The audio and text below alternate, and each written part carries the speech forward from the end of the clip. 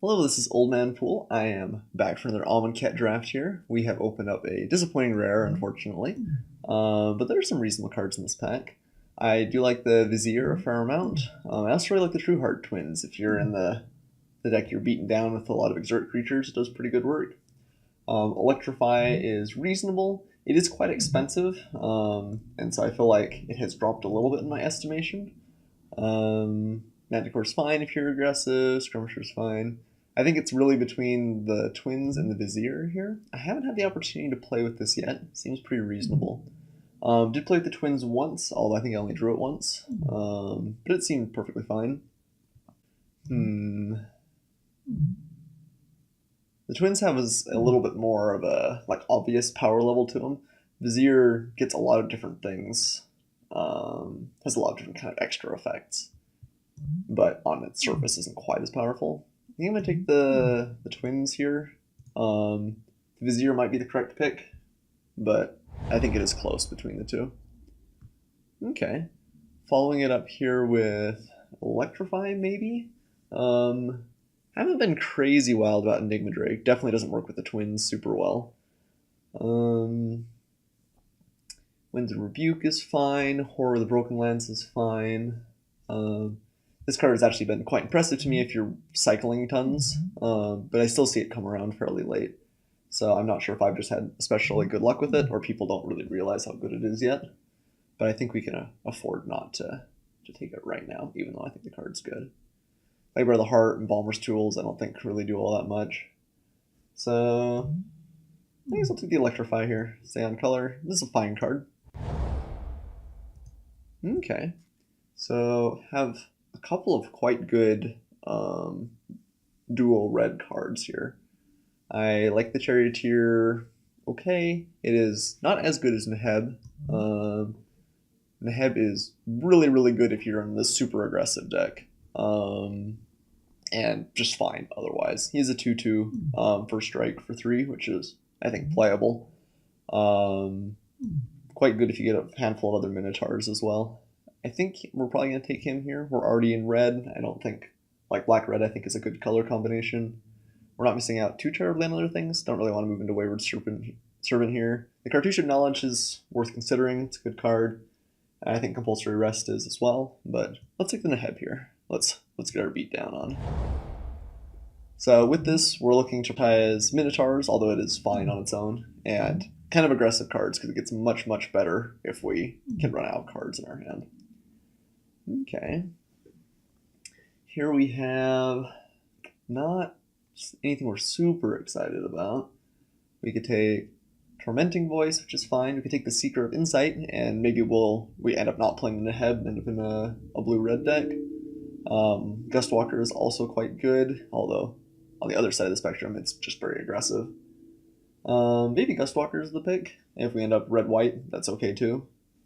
I think it is better than the Seeker of Insight. Although, if you are in the true cycling deck, this card can get kind of out of control. Anything that takes advantage of whenever you discard a card is really good with it. We're going to take the Gustwalker here, though, I think. Okay.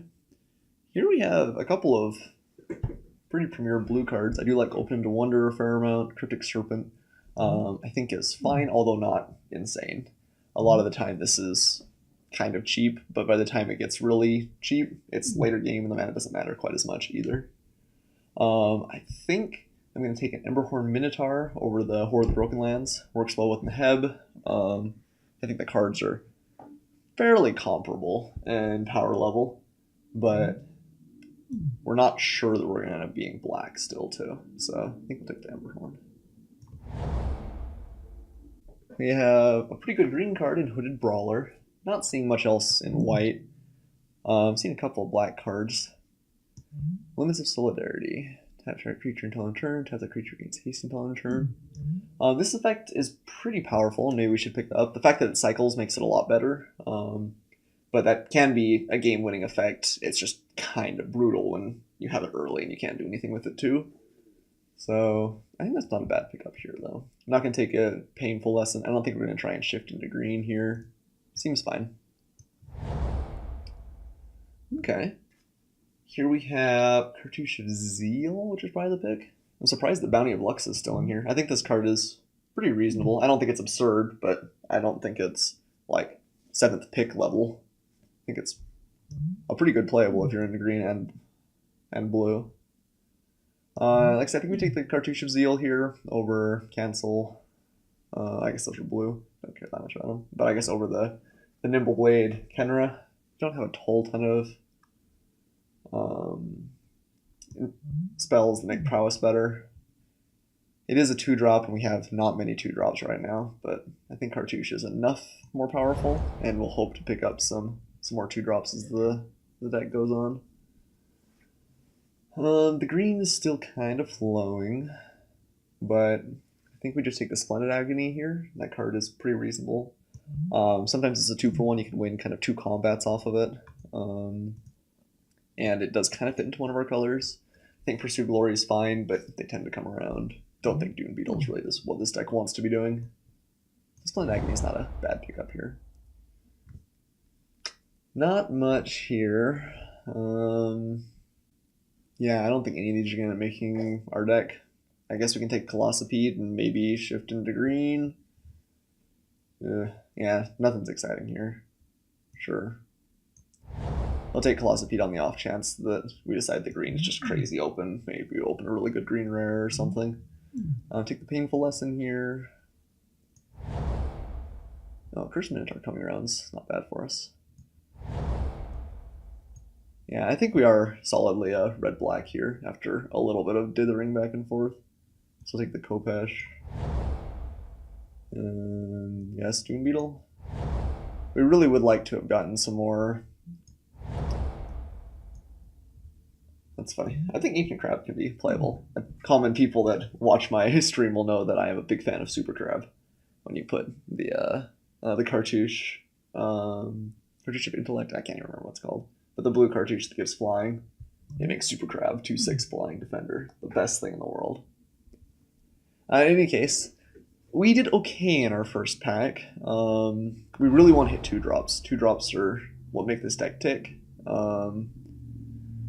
Let's see. Scattered Groves is worth a couple of tickets, which is fine. Don't think we play Consuming Fervor when we're don't have any 2-drops really to go along with it. Compulsory Rest is good. Don't like Nest of Scarabs. We just first picking Wasteland Scorpion here. It seems kind of bleh, but it may be correct. I do like Fervor in some decks, although we already have a Cartouche of Zeal and we have like no 2-drops, which makes it quite a bit worse. So yeah, I guess Wasteland Scorpion? Sure. Okay. Baleful Ommit's pretty good. That's an exciting thing. Although we have the Nefcrop Entangler, which is not going to come around either. I think the Baleful Omit is just a better card, pretty much straight up. But we have a lot of 3-drops. Another Bounty of the Lux is going to come around, and someone will be happy to pick that up, I'm sure. I think we're already going to take the Baleful. That we may end up deciding that's a mistake. And maybe I should just be picking for curve considerations there. But with Sweltering Suns, would play the Miasmic Mummy in this deck, I think. Although that will probably come around. Crypt Striders won't. I do like Sweltering Suns, though. This effect is so powerful. The fact that you can cycle it away if you're on the beatdown, you're going to hurt yourself more with it. Makes it a lot better. So we'll pick that up. Then we have the Canyon. Do we want to take this over Mummy? These are cycling lands. I think you'll always play them if you're one of the 2 colors. And this is even both of our colors, which makes it a little bit better. Would play either the Kenra or the Miasmic Mummy if it came around, but I think we're just going to take the dual land here. Okay. Could take another Scorpion. Unburden seems fine. Electrify or Manticore. I think we're going to take one more removal spell here with the Electrify. Yep. So I started out this pack by saying we really needed to prioritize 2-drops, and we have not as much as we should have, but I'm kind of regretting that Baleful Amonkhet pick now. But hopefully there's a couple of those miasmic mummies, and those will just come back around and help us out a little bit. Welcome to the chat, Schmuck of all trades. If you see any fantastic picks or anything I'm missing, definitely shout it out. But yeah, 2-drops is still name of the game here. Don't think I want to play Painful Lesson if we can avoid it. If we end up with enough playables. It's kind of a nombo with the Neheb, and I think the card is not like absurd anyway. I'm really not a fan of Lightbearer of the Heart, but maybe we should pick that as something we can do on turn 2. The Soul Stinger is probably a better card. Yeah, and like Unburdening, not fantastic. I'm gonna take the Soul Stinger. Lightbearer of the Heart just is so questionable, I feel like. Ooh, wow, that's a really good pick. Hezret's Favor, I haven't even seen this card. You can come on your turn, you have target creature control. Okay. Oh, and that sacks. Seems pretty bad. Yeah, I'm not wild about that. The Merciless Javeliner is just, I think, one of the better cards that you can get in this deck, though. Okay, we got a mummy that came around, so that helps us out some. That probably means the other one will come too. Tormenting Voice? Could use that on turn 2, I guess. Bounty the Lux is still here. It's a shame, no one's in the cool, sweet blue-green ramp deck, I guess, but I think that card's pretty good. I'll take Scarab Feast. I actually have not really seen it use a sideboard tech, but I could see matchups where you should. They've got a ton of Embalm creatures. If you manage to eat up like a couple of half cards from the Embalm, maybe it's worthwhile. I don't think it's something you really are hoping to be doing, but it is there. Okay, so picked up a couple of 2-drops, which is good. Wonder if we should take the Watchers of the Dead instead of a Cradle. It's just a 2/2 for 2. It doesn't synergize with anything in this deck. I think I'm going to take it over the Cradle, though. We might just want that that mass of 2-drops. Priest, I guess. Who knows? Unburden. I don't think Unburden makes our main deck, but we could play it. We have a fair number of like good 3-drops we'd rather play, I think. Alright, Honored Hydra is a great pick. We could take it with the intent to splash it. That is powerful, certainly. Destined, I think, is okay on its own, but not nearly as good if you don't have lead. Yeah, a lot of good green here. There's a Soul Stinger, but we have a couple of 4-drops already. Don't think we give up too much by taking that. I think I'm going to take the Honored Hydra and maybe intend to splash it.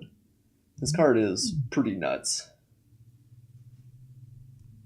So we would try and pick up an Evolving Wilds early if we get the chance. Take Festering Mummy, seems bad.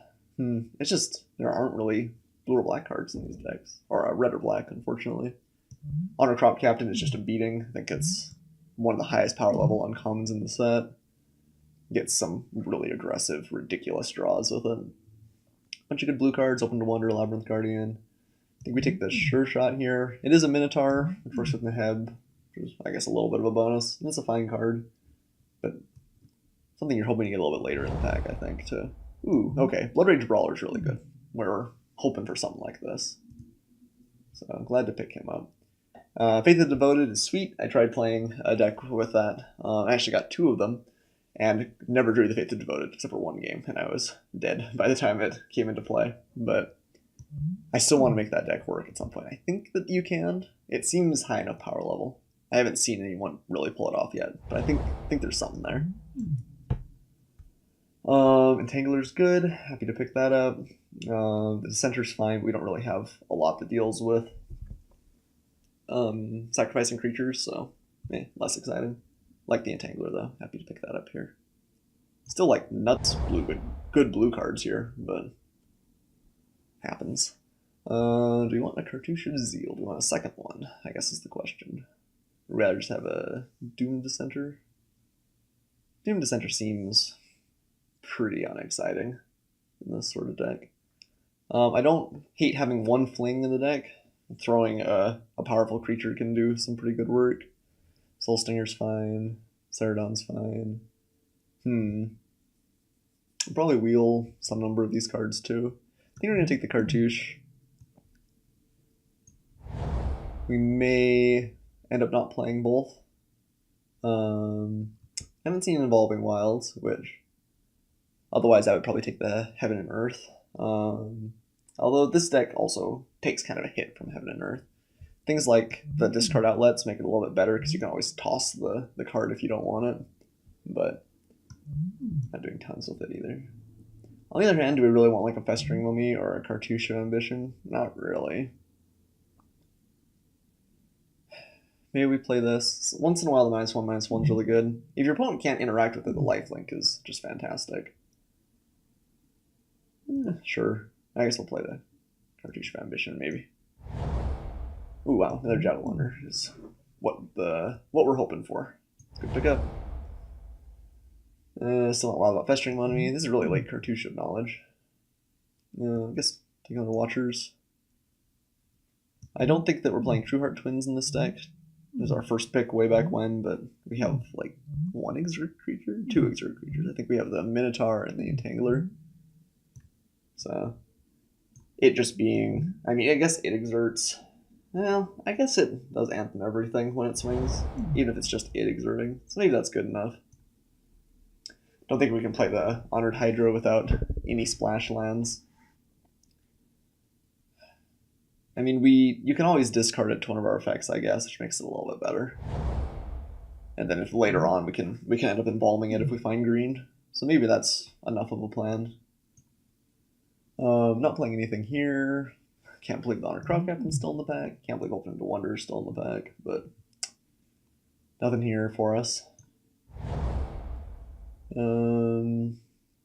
Yeah. Not gonna play another Painful Lesson. Not that any of these are making our deck, but Sunseeker's not bad either. It's kind of late. It's interesting. I wonder what colors people are in. Red felt, maybe there's like a lot of red-green aggressive decks. Yeah, I don't know. It felt like white was pretty cut in general, although red-white, I guess, was not. Anyway, okay, let's see what we want to do here. Tormenting Voice is not like crazy exciting. We don't have anything that interacts favorably with the discarding a card, and it's card neutral for things like Neheb. I think we cut that. We've got 2-drops that all discard a card, which is kind of nice.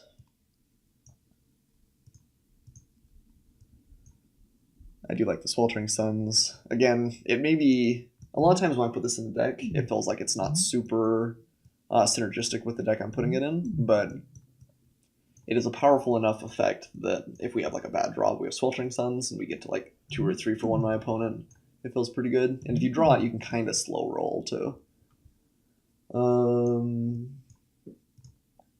Let's see. Could cut the Hydra. I kind of like cutting the curve and just keeping it a little bit lower. Maybe cut 1 Watchers of the Dead, since this is just a 2/2 for 2. We do want to have a 2-drop in this deck, I think, but this is not nearly as good as any of the other cards for us. Maybe cut 1 of those. I like all of our 3-drops quite a bit. I like all of our 4-drops quite a bit. Maybe Soul Stinger isn't great in this deck. It still seems fine, though. It's a 2/3 that blows up and destroys something. It seems pretty fine. I think the card is better when you're defensive, but it's a pretty powerful period. Maybe we should just cut the Hydra. Maybe it's kind of a pipe dream to make that happen. Makes our mana a little bit worse. And the payout is big, but not like game winning. It's a 6/6. That's good, but it's just a 6/6. So maybe we cut that here. Okay. I think the deck looks pretty good. We're going to play both the Canyon Slough and the Creator of the Accursed. I do like playing 17 lands here, because we can always pitch lands to a whole bunch of different effects. And And I like being able to curve out regularly. I think we have quite a good resistance to being flooded in this deck. So I'm okay playing 17, even though we're a little bit more on the aggressive side. And there are some cycling effects. I guess not much, though. Yeah, Sweltering Suns, which is expensive cycling. The Scorpion. We don't have a lot that cycles.